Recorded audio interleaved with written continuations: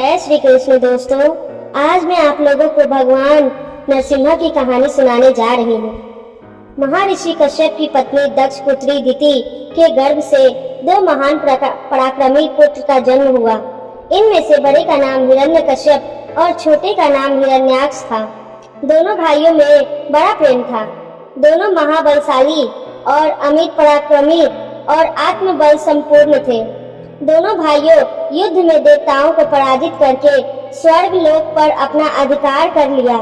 एक दिन जब हिरण्याक्ष पृथ्वी को लेकर पाताल लोक में छिप गया, तब भगवान विष्णु ने 12 अवतार लेकर पृथ्वी की रक्षा के लिए हिरण्याक्ष का वध किया। अपने प्रिय भाई हिरण्याक्ष की मृत्यु में दुखी होकर हिरण्यकश्यप हिमाचल पर्वत पर चला गया। भगवान विष्णु द्वारा अपने भाई का हत्या का बदला लेने के लिए ब्रह्मा जी की घोर तपस्या करने लगा।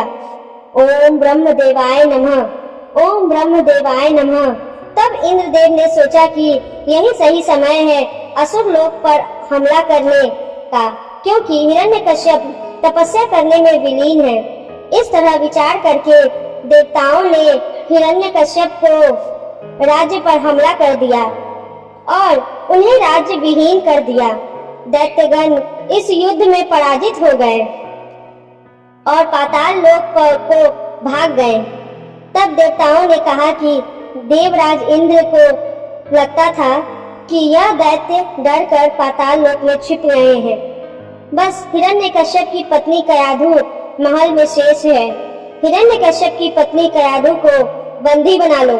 देवराज इंद्र ने हिरण्यकश्यप के महल में जाकर उसकी पत्नी कयाधु को बंदी बना लिया।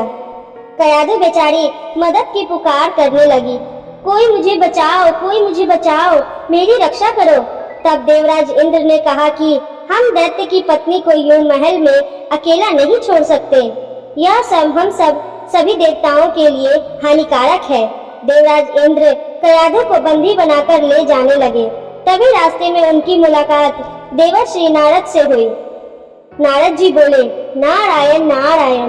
देवराज इंद्र, कयाधु को लेकर कहाँ जा रहे हो? इंद्र जी बोले, इसके गर्भ में हिरण्यकश्यप का अंश है। अगर वो जीवित रहा तो दैत्य और जन्म लेगा। मैं ऐसा कदापि नहीं होने दूंगा। नहीं देवराज इंद्र, कयाधु के गर्भ में पल रहा शिशु आगे चलकर भगवान विष्णु का परम भक्त बनेगा। इसे मारना तुम्हारे शक्ति के बाहर है। अंततः इसे छोड़ दो। नारद जी के कथन का मान रखते हुए इंद्र ने कयाधु को छोड़ दिया और वापस चले गए। नारद जी कयाधु को अपने आश्रम ले जाएं और उससे बोले, बेटी तुम यहाँ आराम से रहो जब तक तुम्हारा पति हिरण्यकश्यप अपनी तपस्या पूरी करके नहीं लौटता। तुम इसी आश्रम में रहोगी। तो कयाधु ने बोला, हे देवर्षि, आपने मेरी और मेरे होने वाले संतान की रक्षा की। मैं सदैव आपकी आभारी रहूंगी। कयाधु इस पवित्र आश्रम में नारद जी के सुंदर प्रवचनों को सुनकर आनंद लेती रही और सुखपूर्वक रहने लगी। इसका गर्भ में पल रहे शिशु पर भी प्रभाव पड़ा। भगवान विष्णु के नाम जब से कयाधु और उसके होने वाले बच्चे के कानों में सदैव पड़ता था। धीरे धीरे समय बीता और कयाधु ने एक पुत्र को जन्म दिया, जिसका नाम प्रहलाद रखा गया। इधर हिरण्यकश्यप की कठोर तपस्या पूर्ण हो गई थी और अब आगे की कहानी हम अपने अगले एपिसोड में आपको बताएंगे। तब तक के लिए जय श्री कृष्ण।